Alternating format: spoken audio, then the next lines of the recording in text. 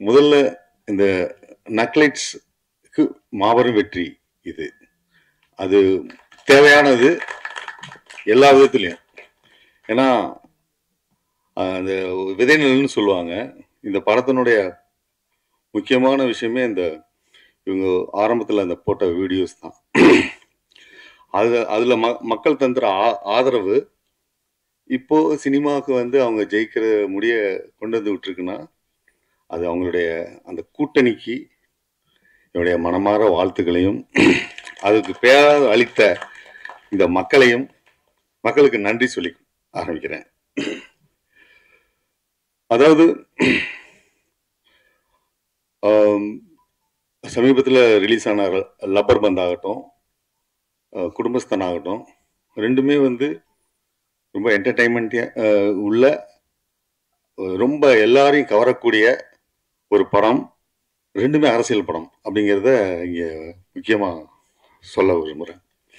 ஏன்னா எளிய முறையில் அந்த அரசியலை கடத்தி என்னன்னு சொல்கிற ஒரு விஷயமா அவர் தமிழரசன் பச்சைமுத்து பண்ணியிருந்தார். அதுக்கு வந்து அடுத்தபடியாக முக்கியமான அரசியலை முன்னெடுத்த நக்லைட்ஸ் குரூப் இதை படமாக்கி இதை இவ்வளவு தூரம் வெற்றிகரமாக செய்திருக்காங்கன்னு சொன்னால் அவங்க அந்த கடின உழைப்பு, அந்த அந்த அதாவது ஒரு படத்தில் வந்து கருத்தை சொல்றது வந்து அது கருத்தா போயிடும், பிரச்சாரமா போயிடும். அப்படி இல்லாம வாழ்வியல கலந்து சொன்ன அந்த அருமையான ஒரு என்ன சொல்ற ஒரு பதமான ஒரு விருந்துக்கு தான் இந்த ஆதரவு. கலை வந்து டு டீச் அண்ட் டிலைட்னு சொல்லி பிலிப் சிட்டின் சொல்லுவான்.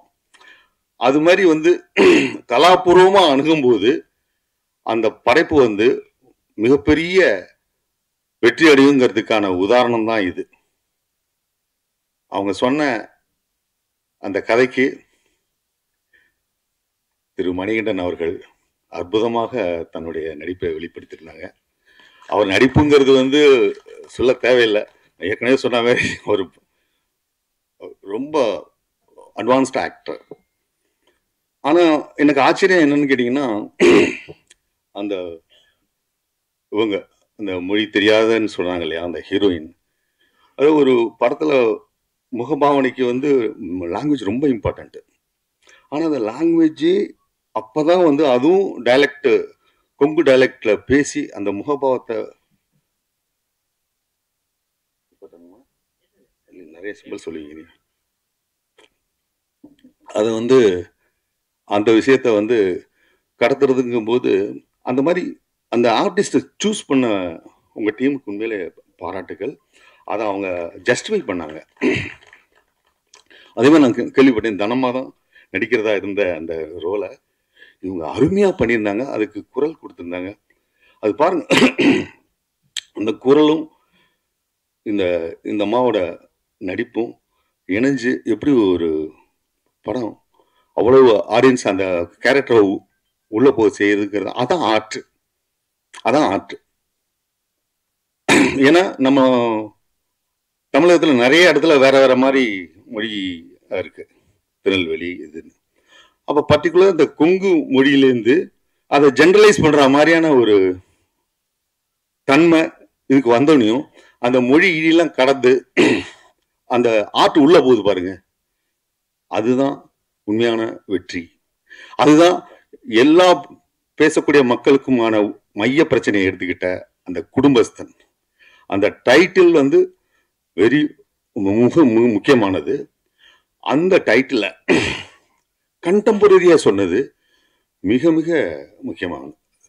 அதுதான் வந்து இந்த படத்தினுடைய அந்த கண்டெம்பரரியான பாலிடிக்ஸ், கண்டெம்பரரியான அந்த வாழ்வியலை சொன்ன இந்த அத்தனை பேருக்கும், அதை எழுதின பிரசன்ன பாலச்சந்திரன் அவர்களுக்கும் என்னுடைய நெஞ்சார்ந்த நன்றியை தெரிவிச்சுக்கிறேன். அதுபோல இந்த படத்துல மிக முக்கியமா அந்த கொங்கு பாஷையை பேசி அந்த சுந்தரராஜன் சாரினுடைய அந்த நான் பல படங்கள்ல பார்த்துருப்போம். ஆனா அதை தாண்டி இந்த கேரக்டரா அவங்க அப்பாவா வாழ்ந்த ஒரு எஃபெக்ட் கொடுக்கறதுக்கு காரணம் அந்த ஸ்டேஜிங். ராஜேஸ்வரன் காளிசாமி அதை வந்து ரொம்ப குறிப்பிட்டு சொல்லணும். இது ரொம்ப அதே மாதிரி ஜென்சன் திவாகர்லாம் நடிப்பார் அப்படிங்கிறது வந்து எல்லாத்துக்குமே மேண்டேட்ரி. அது இப்போ லப்பர் பந்துலேருந்து பார்த்தீங்கன்னா, நான் அவருடைய எல்லா நக்லெட்ஸு, அவர் மஞ்சள் நோட்டீஸ்னு இடையில ஒன்று பண்ணார், அந்த வீடியோலாம் நான் பார்த்துருக்கேன். அவர் ஒரு எஃபர்ட்லெஸ் ஆக்டர். இந்த டீமே வந்து ரொம்ப எஃபர்ட்லெஸ்ஸான ஆக்டிங் கொடுக்குறாங்க அந்த நக்லைட்ஸ் டீம். அதுதான் ரொம்ப ரொம்ப முக்கியமான ஒரு விஷயம். அந்த அந்த அந்த குங்கு பூமியிலேருந்து பிறந்து வெறும் என்டர்டெயின்மெண்ட்டும் மட்டும் பண்ணலை, பொலிட்டிக்கலாகவும் ரொம்ப ஸ்ட்ராங்காக இருக்கிறதுக்கு காரணம் பிரசன்னா தான், பாலச்சந்திரன் அவர் தான். ஏன்னா நான் பல பேட்டிகளை நான் பார்த்துருக்கேன். ராஜேஸ்வரன் காளிசாமி அவர் எங்கள் வீட்டில் புக்கு படிக்கவே சொல்ல மாட்டாங்க, ஆனால்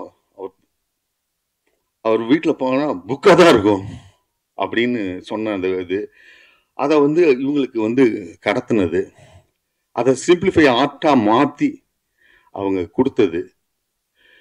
இதை அந்த ஒருத்தர் தயாரிப்பாளர் அவங்க ஃப்ரெண்டாகவே இருந்தாலும் இது உடனே தயாரிக்கல, அவர் ஏற்கனவே 2 படம் பண்ணியிருக்காரு நினைக்கிறேன், சினிமாக்காரர் இதுதான் ஃபர்ஸ்ட் ஃபில்ம்.